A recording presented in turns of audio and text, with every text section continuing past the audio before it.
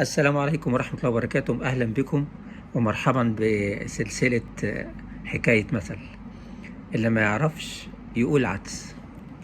كتير من الشعب المصري والبلاد العربية عموما لما بيجي يتكلموا معظم الناس ما بتبقاش فاهمة هي بتتكلم عن ايه، فتبص تلاقي في ناس تقعد تألف في الكلام وتقول كلام غير صحيح.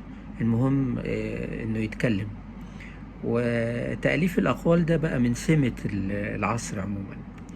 المثل ده من الأمثال المصرية أو الشعبية الدارجة. فكانوا زمان كان في تاجر حبوب عنده، بيبيع حبوب وبقوليات، وبالطبع عنده عدس. فجم بعض اللصوص سرقوا الراجل ده وحبوا ياخدوا كل فلوسه اللي ما عنده في المتجر. فهو لحق بيهم وقعد يجري وراهم. واحد من اللصوص دي تعثر في كيس من العدس ساعتها، وايه انتصر العدس في المكان.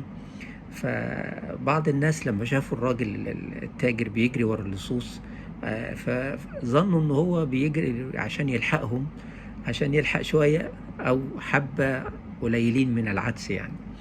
فالتاجر رد عليهم وقال لهم اللي ما يعرفش يقول عدس. ودي كانت قصة المثل ده، اللي من يوميها وأصبح مثل على ألسنة معظم الناس في ذات اليوم.